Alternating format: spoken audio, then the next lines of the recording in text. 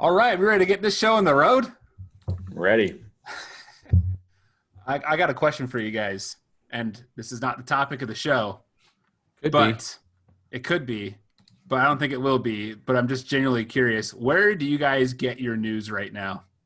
Because I feel like there's no good places.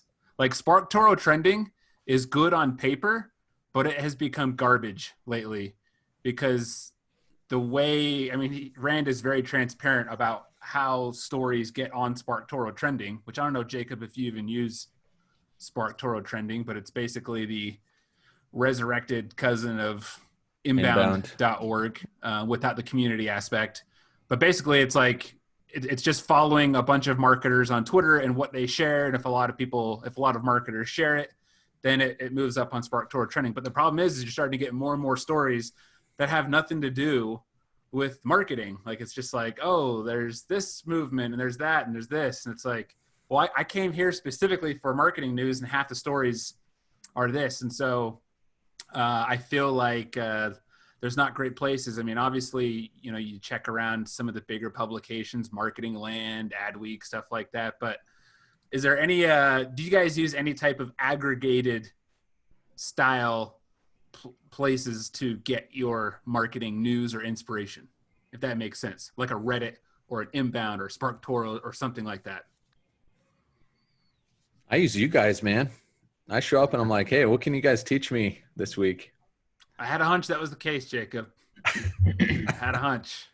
I feel like Paxton's got better sources, though. I don't use an aggregate. I guess I like the Moz Roundup. Blog? Oh. No, not the Moz blog, but the Moz Roundup. I mean, Moz blog is good too, but as far as aggregates go, like they'll go and round up a bunch of posts every 2 weeks, I think, or every month. But other than that, I get most of my stuff piecemeal from other sources. Hrefs blog is sick. Like, I love that one. So do you have like a bookmark basically of like, here's my key blogs or whatnot? And then also, I guess the second part of that question is, are you guys into newsletters or not really? I mean, you mentioned the Roundup. I love newsletters. I love the idea of it, and I sign up for them, and then I get them, and I'm like, oh, I don't have time to read this. So I think I just need, like, I need to be more diligent about what I sign up for and what I don't, and then actually go through and read it. So Moz is really the only one I go through and read on a regular basis. And you, Jacob, you a newsletter guy? No,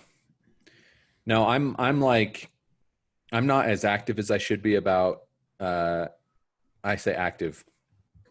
It's kind of more of a passive way, actually, what you're describing, where you're like, I'm going to a place and I'm allowing them to tell me what I learn.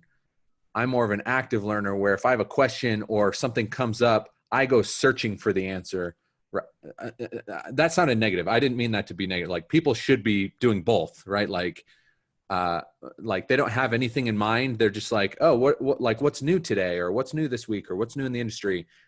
That's a passive way of learning that I should be better at. And I don't do. I'm a very active learner where, like I mentioned, when questions come up or problems or roadblocks, with anyone on my team, anything that we're working on, I'll go actively search for a solution to that very specific thing. So you basically wait for like a real life problem to come up, right, or a real life opportunity, and then you kind of research it from there and just learn as you go. That's right. I used to be one thing I wish I was good at, but I feel like I'm not, is setting aside time specifically for like industry news and opinions and whatnot. When the early days in Ascent Floor, back when the company was in a basement, I was really good about setting aside like an hour on Fridays. And I think I just lined it up because Whiteboard Fridays came out. So I was like, all right, I've got like 10 minutes to watch a whiteboard, and I've got 50 more minutes to basically go through my Pocket account and, stories that I would come across where I don't have time during that week. I would save it and then go through. But over time, I just stopped doing that. And even when I try now to like set aside time, maybe it's because I'm setting aside the time like at night, where it's like during the day I'm like, oh, that's interesting, that's interesting. But then at 9 o'clock at night, I'm sitting there looking at my phone thinking, I don't want to read these 3 marketing articles. I need to take a break from thinking about marketing, and I need to like go do this and this. And then it never happens. Maybe the key is I've got to set it like during the day when I'm like dedicating time to like my marketing work and whatnot. I'm not sure if you guys are the same. I think one thing that, I don't know if you're experiencing this, but sometimes I've experienced is like at the beginning of my career, I was just voraciously reading and watching everything I could, right? Because much of it was new to me. And then the further on you get a lot of experience. You also have already read a lot and you've learned a lot. And so I think this is especially true in our industry. I mean, it's an industry of marketers. So there's just like so much content out there and frankly, just a lot of fluff. And even if there's an article that's like halfway decent, if you already know 90% of what's in that article, it can be difficult to stick with it and read through the whole thing to find that 5 to 10% you didn't know. And so I think the further on you get in your career, the more important it becomes to actively and intelligently curate what comes across your desk. Just because there's just the volume is just so high, and the repetition of what's talked about in our industry is just also crazy high.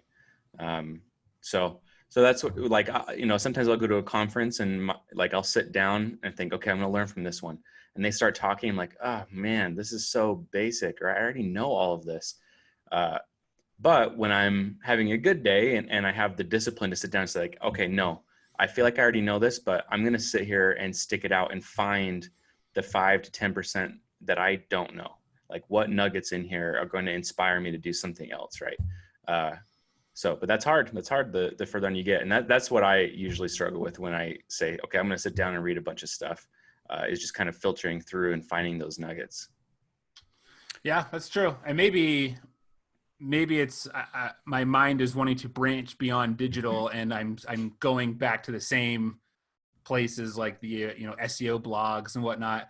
Perhaps I should be reading more CMO level type stuff, because I think there's a lot of stuff on a CMM on an executive level, so to speak, like that I just don't know. If I were to sit down and talk to the CMO of Adobe, there's probably a ton of stuff that he or she knows about like running teams and doing things like that I just don't know, because I'm always just like, oh yeah, here's this tactic and this is the best practice and this. So perhaps it's branching out to better content or just different types of content versus just the tactical stuff. Yeah. I wouldn't say better content. I would say better suited for your position content. Yeah, that's so. Paxton mentioned when he first started, he was voraciously doing that. At the point, that was his job. He didn't know anything at the beginning of his career. So everything he was taking in was not 5 to 10% of new knowledge. It was probably 90 to 95% of new knowledge. You got a terrible boss too. Yeah, totally. He started before 97 floor his career. So the real stuff started at 97 floor, right? Anyway, you brought up a good point where depending on where you're at in your career, the content you're consuming should change. So more recently, I've been I went through the Strengths Finder. Have you guys done any of the Strengths Finder stuff? No. I mean, I don't know what you're talking about. Did you say you don't know what I'm talking about, Brandon? I do not. Fill me in. And Paxton, you are familiar. Yeah.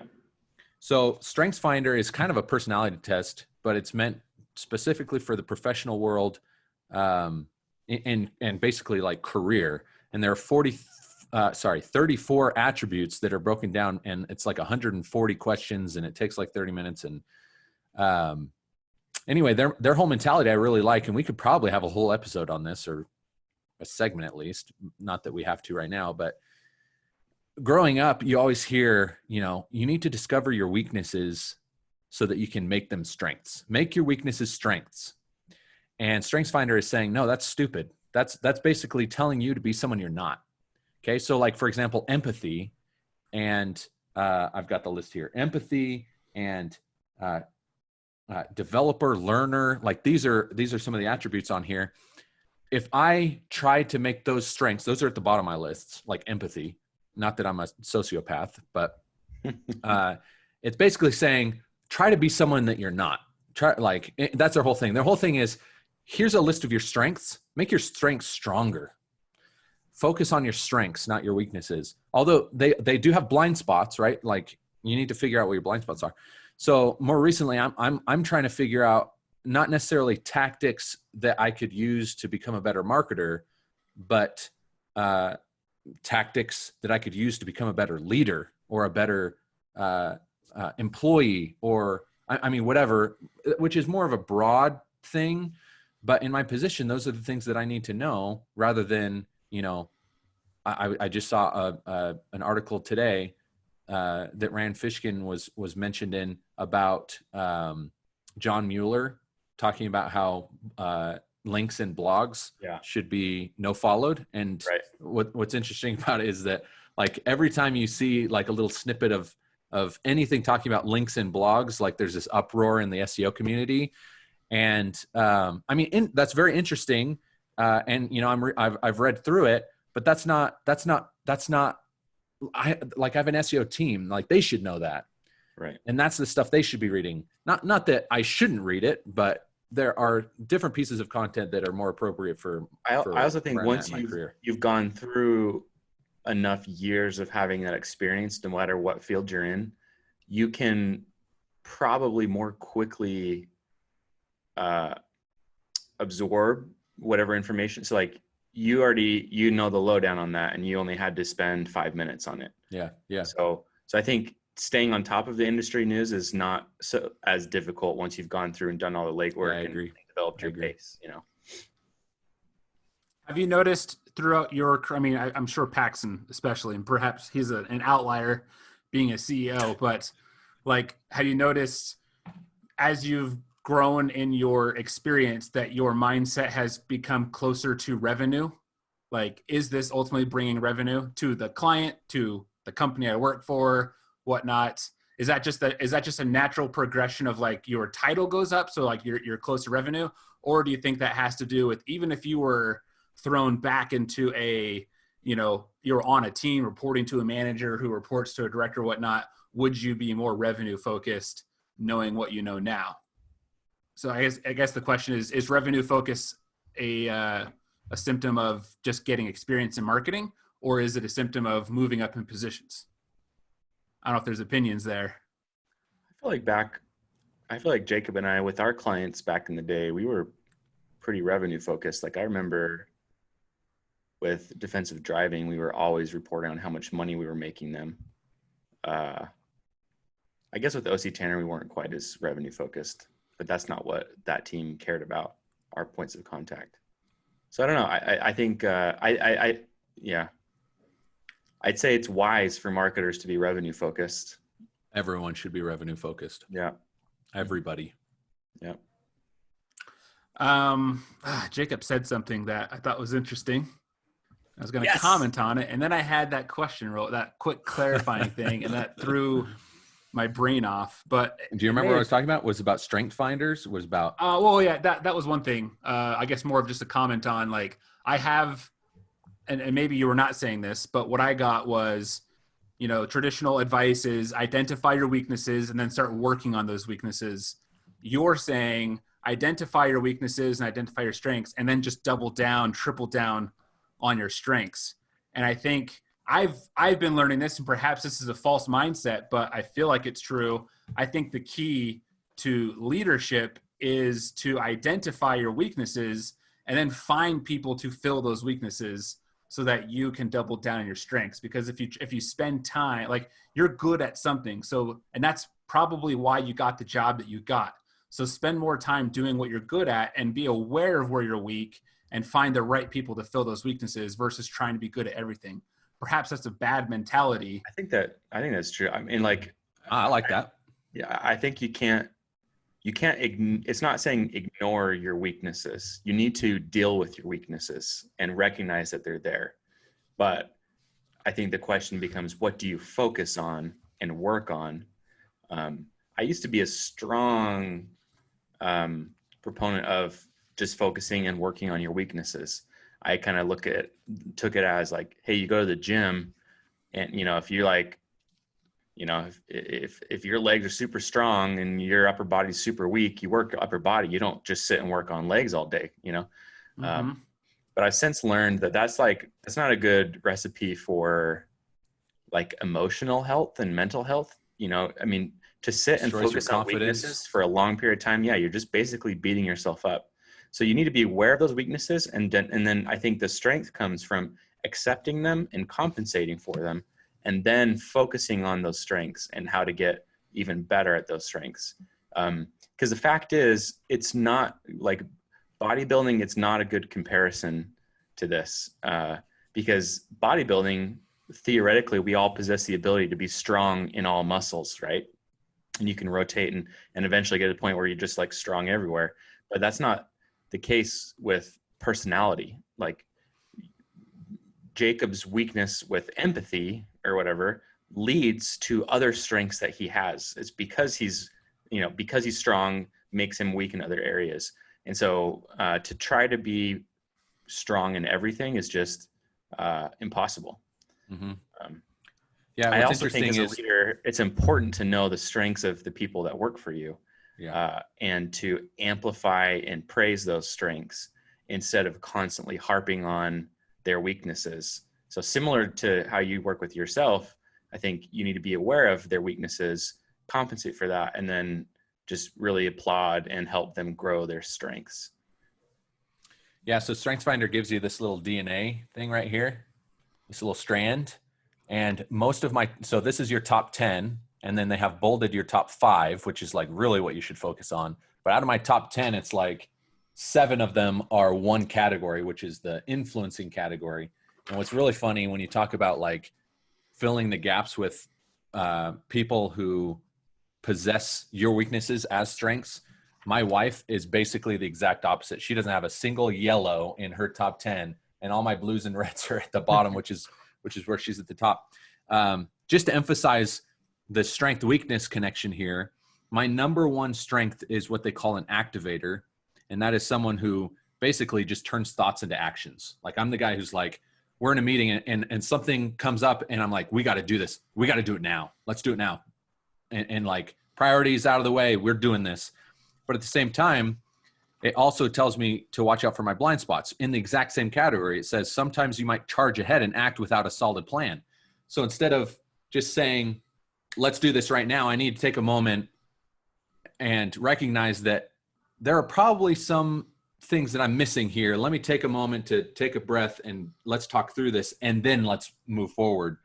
So it does recognize and account for certain blind spots. They don't necessarily call them weaknesses. But it's really interesting. And I like spending time like not each morning, but I've got this on my desk, just this, like, I don't know how many sheets there are.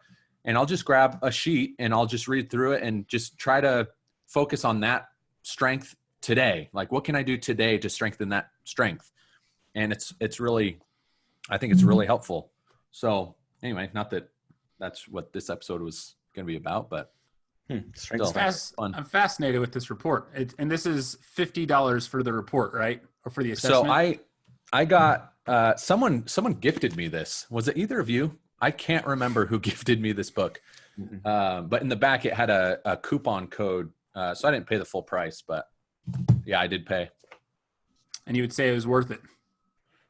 Yeah. I here's the thing is, like, I wouldn't recommend it to everybody because some people just don't believe in that stuff, like personality. I don't know. I know some people don't put as much weight into that, but I've done it a couple times. When I was at Myriad Genetics, they paid, I want to say they paid like $1,000 per person to take this test. And it's a discovery test. And this thing I carry with me everywhere I go. And this pulls out, it's like 30 something pages. It's personalized to me, specific to business. It's got like, I can hand this to my manager and I can say, hey, this is how you can manage me and get the most efficiency out of me without like making me pissed off. I can give it to my employees and say, hey, this is how I manage people. It talks about effective ways of communicating with me. Some of them are really funny. like things that you shouldn't do. Possible weaknesses. Okay. This is Jacob's possible weaknesses: becomes defensive or dictatorial if challenged. Doesn't always take time to hear others' views. Dislikes and avoids routine tasks. Usually puts facts before feelings. Right? Like, and it's well weakness, used. putting facts before paid feelings. thousands of dollars for this. I could have told you all these things. I know. I could tell by your facial expression that you're maybe stubborn in accepting others' ideas. But at the same time, it's got like my strengths.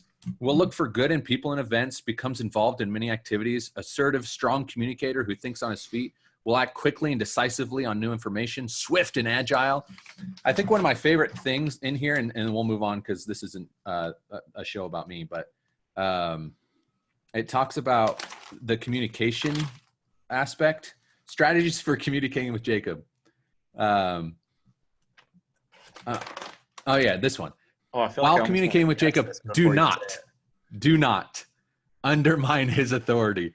Do not talk slowly, mumble, or whisper. Do not appear timid or ineffective. And there are like 10 more things on here. When communicating with Jacob, do not do these things, which it's very, very, and you know, anyway, those are just a couple of the pages, but I love that stuff. I love the insights, and I've had this for about 5 years. And I carry it everywhere, and I actively try to improve on those things where it's like if you're whispering, Paxton knows this. When we were first working together, I like this says I lack tact. Okay, I lacked tact. I still sometimes probably do, but in the last 5 years, I think I've gotten a lot better at being tactful about how I communicate with other people, and it's become required in the positions that I've had. To progress in my career, I've had to learn how to be a better communicator. And so, although this is 5 years old, it's still very accurate. Anyway, you had me take an assessment a few years ago, or a couple years ago, and you follow up. You're like, "Hey, what personality are you?" Do you remember that? Yeah, that was Myers Briggs. I loved that one. Yeah, because it was so accurate, and I had the thought in my head: should I require everyone on my team to take this, and then we all basically submit the results to each other, and we have a database so that we each know how to talk to each other? I wasn't sure if that crossed HR guidelines or violations or whatnot, but I don't think so. Usually, we did it at Vivint. We had 30 people on the digital team that all took the Myers-Briggs test, and we had a big poster on a wall that assigned everyone, and you could see the spectrum of where everyone was at, and it really helped. Like, we had way more introverts on the team than I had originally thought, and there's a different way to communicate with.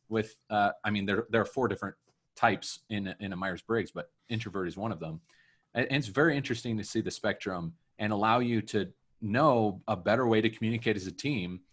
It almost builds a team personality rather than individual, which it's important to have both, but it's super helpful. I would do it anywhere. And I'm wondering how this the Clifton Strengths or the Strengths Finder compares to that. So honestly, my opinion of personality tests is that all of them, I shouldn't say all of them. There are a handful that I think are very, very accurate, and they go about doing it in different ways. And they have different foci, right? Like StrengthsFinder is specific to business and career. Myers-Briggs is a very general personality test that is not specific, really. The discovery one we did at Myriad is actually based on Myers-Briggs, but it's more heavily focused on the business side. But what I found is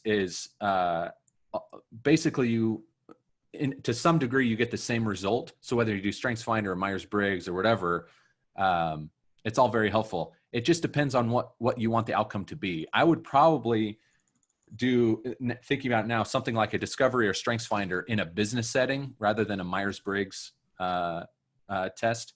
But Myers-Briggs is very easy and it's free and it's quick. So if you wanted to get started, that could do it. Very interesting.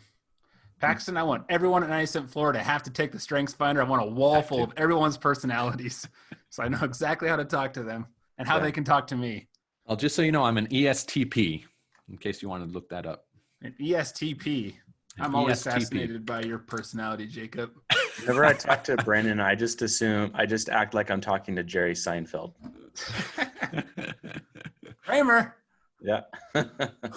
Uh, well, anyway, so I guess we're kind of done with that topic. We sidetracked, but I thought it was interesting. Hopefully, the listeners think it was interesting. I think personality stuff. There's a lot of fluff in some of them. The Myers Briggs was so revealing to me and so validating in many things. And it was, my wife took it and she was just like, "Oh my gosh, yeah, this is you. That's why you think this way. Okay, this is why you don't do that, and that's why you do this." I thought it was really cool.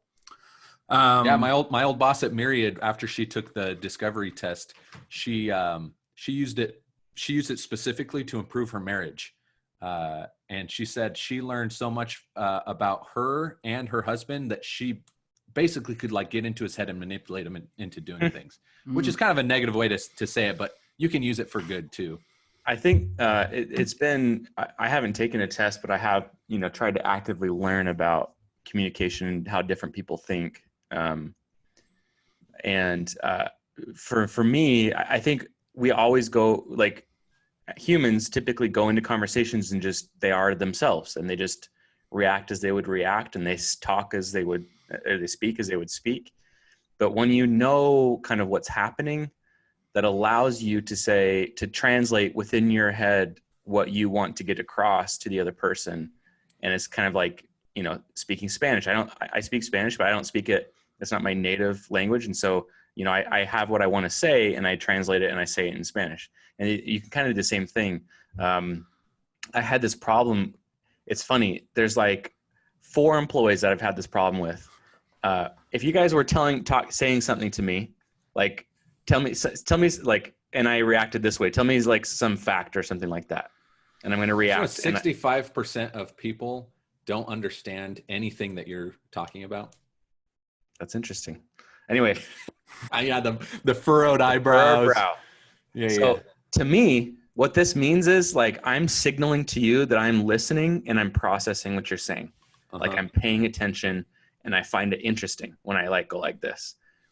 And I think some people react that way, perceive it that way. I think other people think, I've had many people say that I think they're an idiot when I'm doing that. It's like, do you think what I'm saying is wrong? And like, no, I'm just listening. I'm trying to actively listen to you. And so I still do that a lot. I'm sure Brandon's seen me do that a lot. When I'm conscious about it, and I'm not just reacting normally, I'm trying to translate for other people, then I'll go, oh, okay. I'll change my, I'll do something that's not natural. Out. Yeah. It's not natural to me. It's not how I speak, but because I know that's how people interpret things. So it's not being yourself, but it's learning how to be yourself and help others know who you are actually and what you're actually thinking. So I like this stuff a lot. I want to take one of those tests. Some people are really good at the body language when they're listening. Like Josh Moody, he's really good at that. He's always nodding. Great. No matter what, he could be in like a crowd at a conference surrounded by hundreds of people, and someone's speaking, and he's just like, yeah.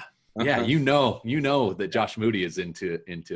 Yeah. But I think it's fun to use your body language, especially now in this world where we're all doing video conferences, to communicate with your facial or body language.